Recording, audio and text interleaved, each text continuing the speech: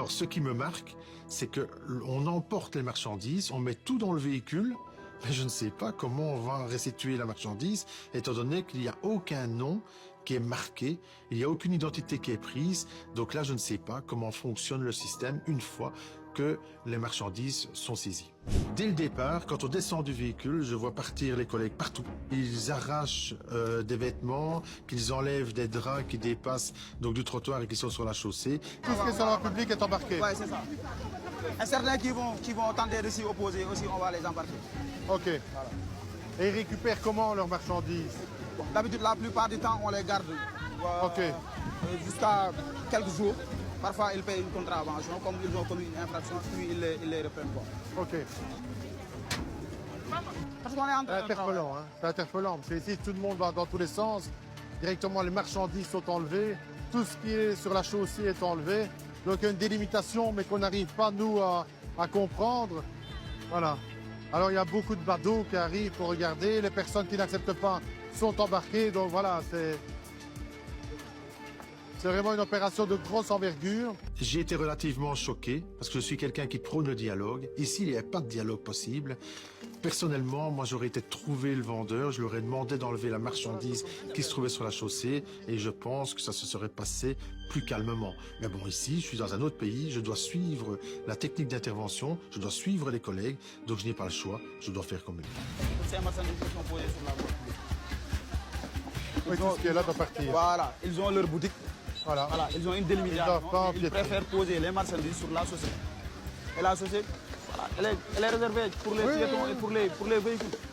Okay. Même les piétons, ils n'ont plus un espace pour vaquer à leur utilisation. Ils sont obligés de marcher sur la chaussée. Ça ne va pas. Hein. C'est une situation anormale. Parce que la voie publique, elle n'est pas réservée à la vente.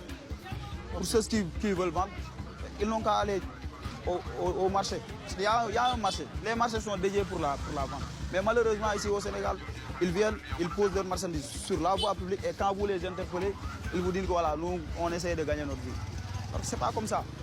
Et malheureusement, c'est très difficile. Hein. C'est un métier très difficile. Oui. Les gens ne comprennent pas. Non, l'incompréhension des personnes, c'est... Mais malheureusement, nous, on n'est pas là pour plaire à qui que ce soit. L'essentiel, c'est de faire le boulot et de le faire très bien. C'est partout la même chose, hein. Donc on passe premier par le dialogue. Une fois que le dialogue n'est plus possible, on doit passer par la manière répressive. C'est pas toujours bien perçu, mais pourtant la manière répressive, c'est la seule qui fonctionne dans certains cas. Tu prends ça, tu prends un sachet, tu le mets dans un sachet. Nabay.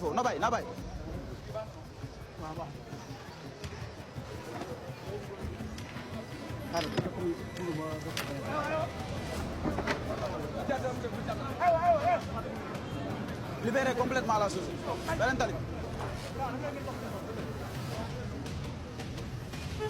Alors ici, il y a une des camionnettes qui sert justement à embarquer tout ce qui est matériel saisi.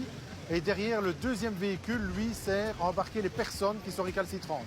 Donc celui qui râle, celui qui n'est pas d'accord avec la manière de faire de la police, directement, elle est embarquée et tout le monde va être amené au bureau. Donc d'un côté, les marchandises, de l'autre côté, les personnes. Voilà, mais ça fait beaucoup de monde et ça fait beaucoup de marchandises. Alors, ce qui me marque, c'est qu'on emporte les marchandises, on met tout dans le véhicule, mais je ne sais pas comment on va restituer la marchandise, étant donné qu'il n'y a aucun nom qui est marqué, il n'y a aucune identité qui est prise. Donc là, je ne sais pas comment fonctionne le système une fois que les marchandises sont saisies. Et ce n'est pas tout. Pour compléter ce tableau déjà bien chargé, il y a aussi des stationnements anarchiques. On n'a pas encore vu les producteurs, donc on met un sabot. D'accord. Il y a énormément de voitures et je pense qu'il n'y a pas assez de sabots. Donc ils cherchent aussi des conducteurs. Il y a encore 2 sabots qui vont être mis sur les véhicules. Voilà, donc je pense qu'ils n'imaginaient pas trouver autant de véhicules mal stationnés. Donc le nombre de sabots n'est pas en suffisance, mais ils vont trouver une autre solution. Mais tout le monde doit dégager. Pour une occupation illégale de la voie publique, les contrevenants s'exposent à une amende comprise entre 25 000 et 1 million de francs CFA, ce qui correspond à une fourchette de 38 à 1 500 €.